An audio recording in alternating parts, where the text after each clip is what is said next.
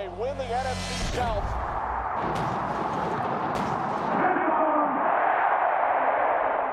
Happy Victory Monday, ladies and gentlemen. What's good, everybody? Let's talk some Tampa sports. That is just exactly what we needed, just what the doctor ordered. After losing 4 straight, this Buccaneers team needed to show everyone that they have the confidence, they have the drive, they have the competition, the fuel, the fire inside them to go on a run during this last 7-game stretch where they by far, once again, have the easiest schedule in the NFL. And yesterday, that's exactly what they did. They dominated the New York Giants like the Buccaneers should, and that is what we needed to see. It's the NFL, it's sports in general, honestly. People will say, it's just the Giants. It is just the Giants, but it's how the Bucs won. You have to play your schedule. The Giants were on the schedule. The Bucs blew them out, dominated them in all facets of the game. You can only play who's on their schedule, and they did what they needed to do. We needed to see a dominant performance from this team, a team that looked at themselves in the mirror, did some self-reflection during that bye week, and said, hey, we're a 4-6 team right now. 7 games left in the season, and there is a run to be made in this division. The division leader is only 6-5. Make a mark. 30-7. They did that. They did that, in my opinion. The Buccaneers offense just keeps it going. They put up 30 points again. Mike Evans' return had a solid game. I know we're all kind of looking at that 95 yards per game mark, the pace that he needed to keep up to get to 1,000 yards. He did not quite reach there, but it was pretty clear when you look at the snap counts and the snap percentages. The Bucs are kind of ramping him up. He only played in 60% of snaps yesterday, which first game back, not too bad, but he wasn't even like the top receiver in snaps. He wasn't the top receiver in routes. That was actually Jalen McMillan. So you look at that, you're like, okay, he'll continue to get more. He got 68 yesterday, so not 95 like I said, but as they continue to ramp him up, get him back up to speed, full speed, hopefully he can get to that 1,000. How about this run game, though? Keeping it going. As we expected. We saw this team, this Giants defense was terrible, if we're being honest, against the run. That's how we said we were going to beat them. And, 156 yards on the ground. And, oh yeah, this stat. This is the 3rd time I think I saw in Buccaneers history that 4 different players scored a rushing touchdown. That's pretty crazy. So that, of course, would be Bucky Irving, Sean Tucker, Rachaad White, and Baker Mayfield. Bucky Irving was easily the most productive. 12 carries, 87 yards, 7.3 average. Of course, a 56-yard run does help with that. Rachaad White, 12 for 37, 3.1 average. Baker Mayfield had some good rushes. Obviously, that touchdown run. And that Selly, Sean Tucker, not his best day. Turned the ball over, had a miscue on the kickoff, but he did get a touchdown. Continuing with Bucky Irving's production, you see Mike Evans at the top here. Like I said, limited, but still top receiver, 68 yards. But right behind him, Bucky Irving, 6 receptions for 64 yards, 11 yards average. This guy is really, he's coming into his own, isn't he? Todd Bowles did say recently that he was going to continue to give Bucky the ball more. He's deserved it. He's earned it. And in this game, when you look at him and Rachaad White, both had 12 carries, but Bucky Irving getting 6 targets in the passing game with Rachaad White only getting 1. That's the first time this season, the first time in Bucky Irving's career, that he's had the most snaps, rushes, tied for the most rushes, and receptions / targets. So that is, they're getting Bucky Irving the ball, and Bucky Irving is coming into his own as a running back 1.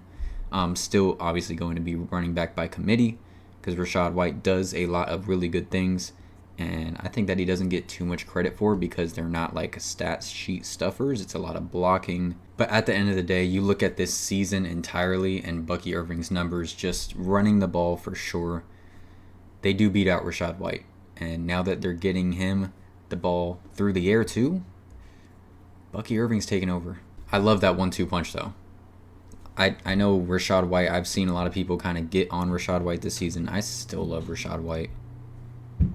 Both of those guys always make the first man miss. Rashad White, we said it last year, just dump the ball off to him. He'll make that first guy miss, go for 7 or 8. And this year with Bucky Irving, it's the same exact thing. He always makes that first man miss, breaks that first tackle, and gets positive yardage. I love this running back room. So we knew the Giants' run defense was bad, but we also knew that the Giants had a really, really good pass rush. They were second in the NFL going into yesterday's game in sacks. Get ready for this one. This is an insane number and an insane credit to this Buccaneers offensive line. You look at the names across that Giants defensive front: Kayvon Thibodeau, Ojulari, Dexter Lawrence, Brian Burns. They got guys that can rush the passer on that defensive line. But Baker did not get sacked one time. Okay? That's already good enough. That could be the number right there, but it's more. The Buccaneers offensive line as a whole only gave up 6 pressures the entire game to that defensive front. Not 6 quarterback hits, 6 pressures, meaning they only really got into the vicinity of Baker Mayfield 6 times. Oh yeah, Tristan Wirfs didn't play yesterday. I mean, it's time to give these dogs some credit. Standing ovation. That is an insane stat. I don't know how much that will register with everyone, because I'm not sure if everyone looks at pressures as a stat like every game. 6 is... it is crazy, trust me. So the offense overall, though, I think they did what we kind of expect this Bucs offense to do. It's been fantastic all year, and yesterday it was really good. But the defense, hello, nice to meet you. Only 7 points given up yesterday and just 245 total yards. I thought Bowles called a solid game. I mean, he pressured the hell out of Tommy Cutlets. Blitz after blitz after blitz, and it kept working.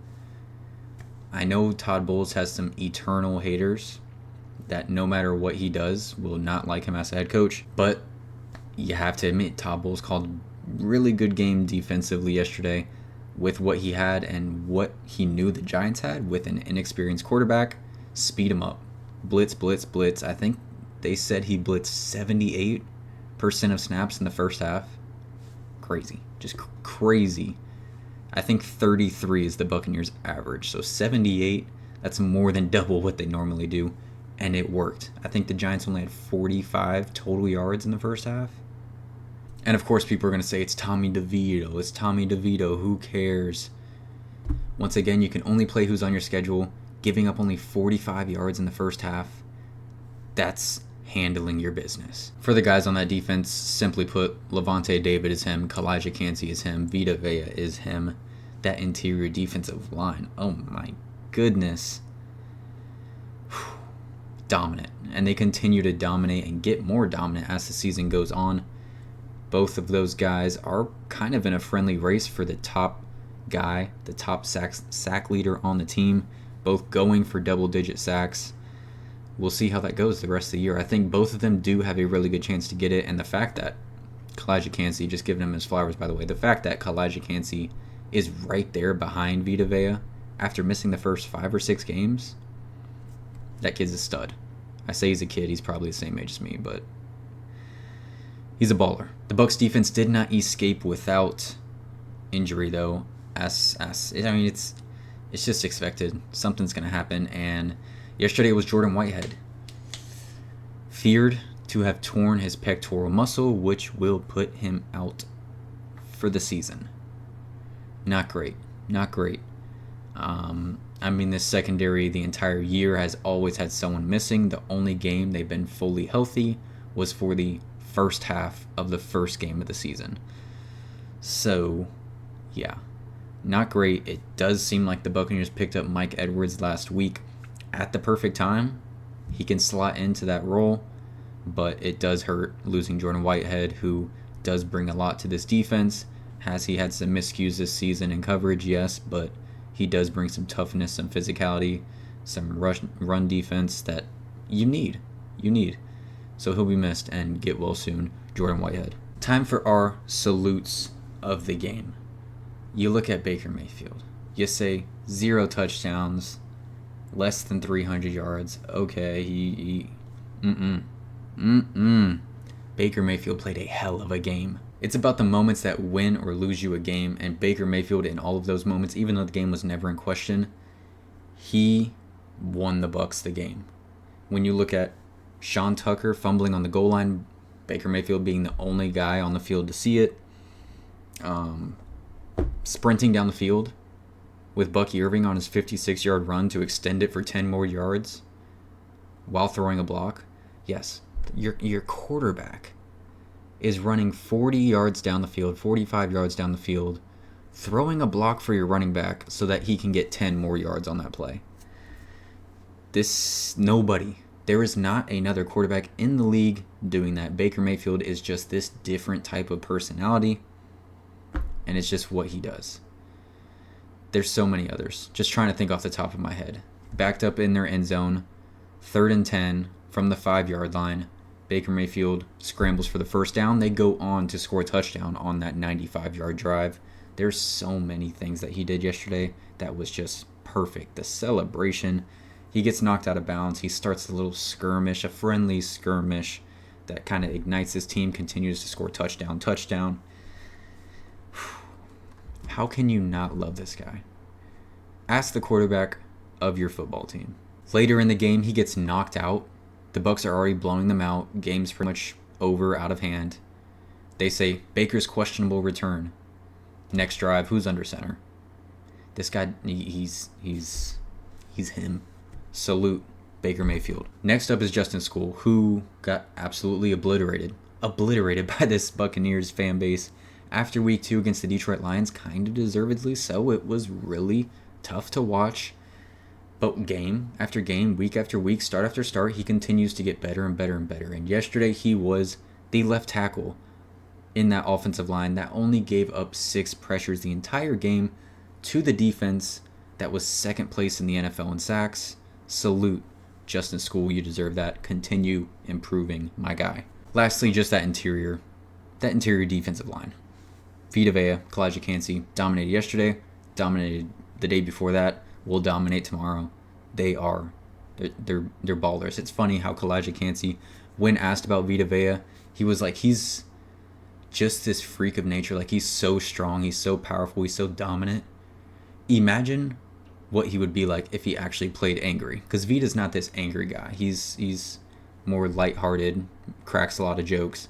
Kalijah's like, imagine what he could do if he was actually playing angry. Salute to Vita. Salute to Kancey. But that's going to be it for me. Please leave your comments down below. Your thoughts on this game yesterday. Once again, happy Victory Monday.